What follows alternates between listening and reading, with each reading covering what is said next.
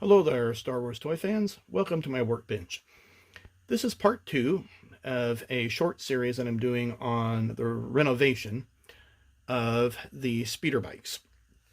Now, part 1 talked about renovating the Tonka / Hasbro 1995 speeder bike.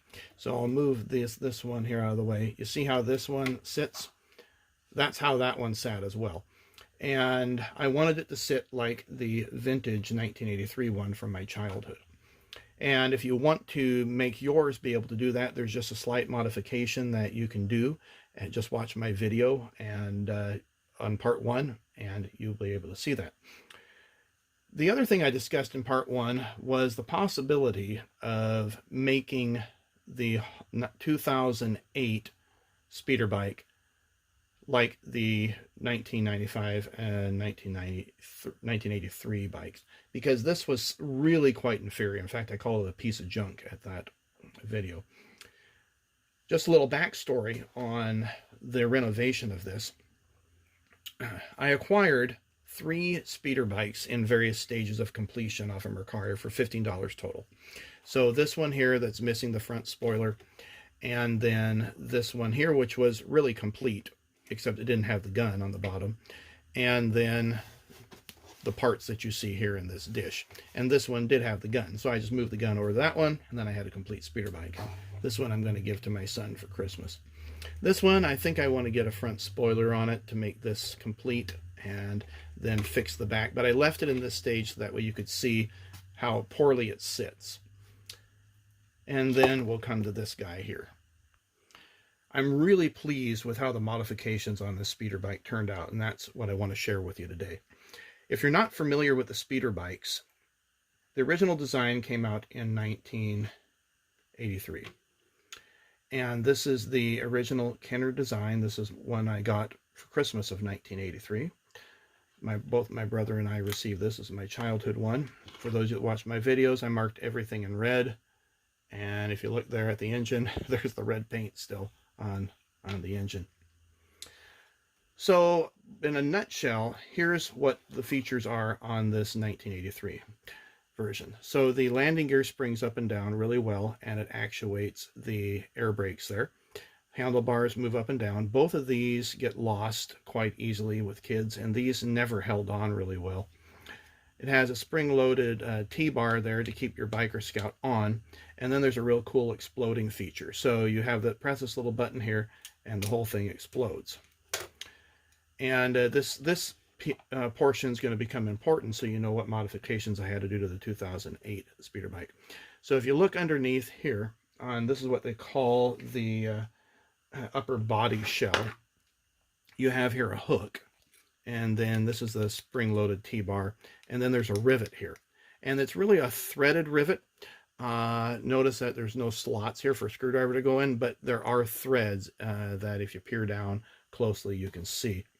So what happens is that the hook goes into this placement here and latches underneath. And then you have this hook that attaches to the body. You'll see that spring-loaded with the backpack. And that hook actually catches on the underside of that rivet. So that's an important piece to be able to assemble if you're going to do that. Okay, so now let's talk about what had to be done with this thing. Now I'm going to show you some stills that I took of this prior. So the first thing that I ended up doing was taking off these side panels here. Here's a still of the side panels, where there were some dowel that were drilled into the side panels and then glued to the body itself. So all I did was I took a screwdriver and then just went right under here, and getting the right size of screwdriver is important. Now this I've kind of modified with my grinder in order to fit into certain things, but this I just pried up underneath.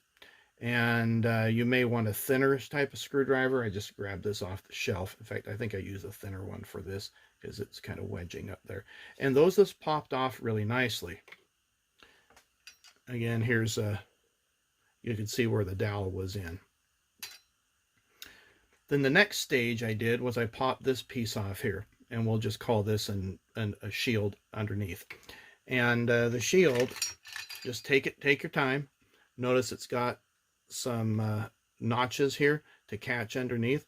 It will pop off. Just take your time and make sure that you get it nice and easy on that. Then it was a matter of taking this piece off the body, and this is what Kenner calls the upper body shell. And I did the same thing. I just started to work, once these were off, I just started working my way forward, and there's a couple pins underneath here. And you can see here from the photo that there are pins in the front, and then there are pins, or one pin in the front, and then a couple pins in the back. Now, the first thing that I ended up doing was adding a nose hook to it. So we'll go ahead and disassemble this here. So here you can see the nose hook that I added. Get the camera in focus there. And you can see that I cleaned that whole thing out where there were the pins. And then I added a brass rivet here. So I'll talk about each one of these real briefly. So basically, to make this, I happen to have 3/16 inch tubing. And then I had smaller tubing that I slid into there, and then smaller tubing, 1/8 inch, that I slid into there, into that. And that was a solid rod. I did not have a solid piece. That would have been really ideal, but I had to slide 3 tubes into each other.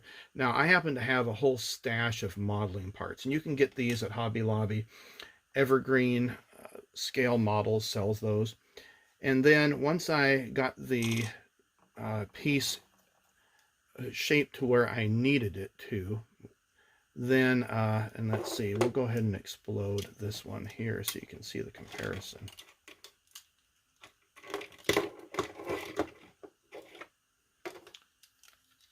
So here we have the two. Now mine looks a lot cruder because I had to plastic weld that together. But you can see that's cleaned out area looks pretty good, I think. Now I'll explain the plastic welding in just a minute. So I got the shape pretty close to the original just by taking measurements, and you can use millimeters, inches, whatever measurements you want. There is a base plate there for it. And then what I do is I plastic weld things together. Now, plastic welding means taking a wood burner, and I have a little tip here that you can try various tips that you can unscrew. Again, the wood burner I get from Hobby Lobby. And with styrene plastic, the neat thing about it is that you can use styrene cement glue, and let's see, I have the equivalent of some liquid cement here on my carousel. So this is the stuff that I use, Plasti-Weld. Ambroid Pro Weld's just as good. And I slobber this in first, and then I take some dowel, what I call a plastic dowel like this. And consider this like welding rod if you are a metal welder. And then I basically weld that into place, okay? So I'm welding this in as we go. And that's what builds all that up. And then I have a nice strong seal. Now I got a little bit ahead of myself.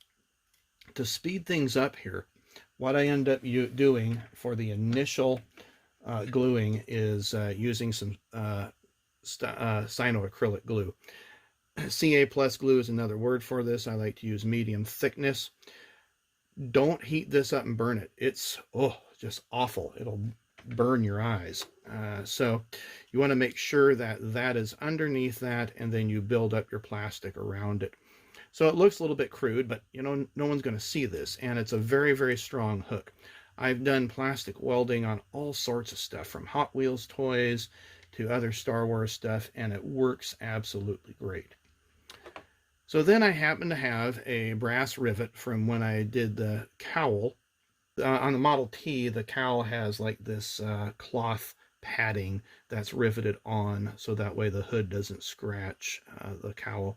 And so I used that, one of the rivets that I had left over from that.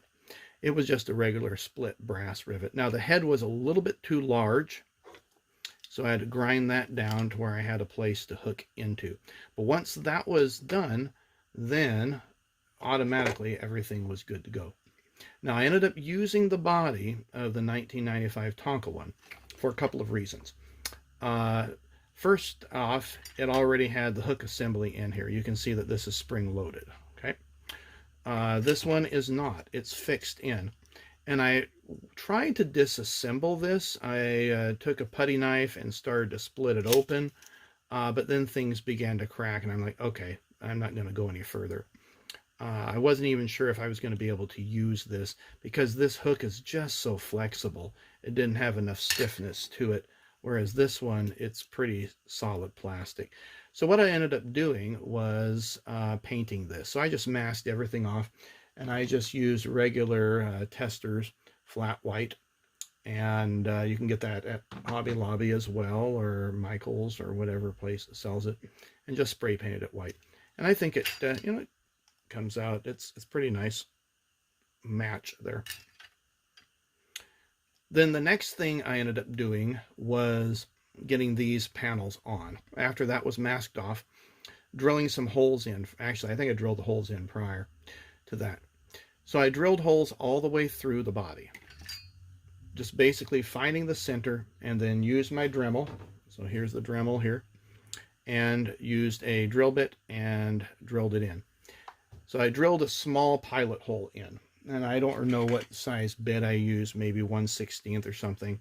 You can also hand drill it, but it's a lot faster to use a drill.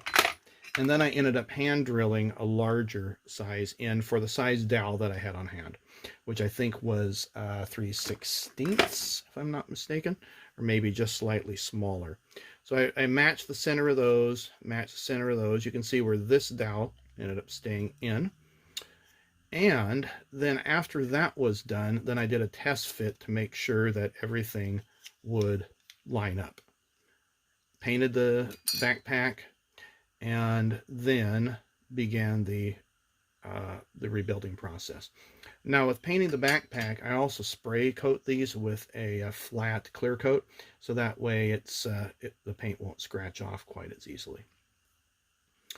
Now the neat thing about these is these are spring loaded, and as opposed to the 2008 version, which it just used plastic tension, there was no mechanical spring. The spring loaded is what really allows this thing to sit up on its own. Once that was done, I just reassembled things back together, and then we have the Hoth speeder bike, just like the 1983 version. So we'll hook that in, go ahead and snap it down, boom. And then we'll reattach those. Those, again, doesn't matter the age of the vehicle. Those like to fall apart. And now we have a very presentable Hoth, or if you want, you can use this as a Mandalorian speeder bike. Now, the disappointing thing about the Hasbro version is that this guy really doesn't hold on to the bike all that well. His hands just aren't large enough to grip it. Now, the Biker Scout that I have here, this is from a indoor release, and you'll see how wide his grip is here. He can easily hold that up. Indoor release, like, it came with a backpack and a bunch of extra stuff, grenades, that kind of thing. Well, I hope you enjoyed this video. I'm really pleased with how this turned out. I know some people don't like modifications or hacking to vehicles, but I think this was a significant improvement. Let me know your thoughts on it in the video. And if you have any more questions on how to modify these things, let me know. Take care, and we'll see you on future video.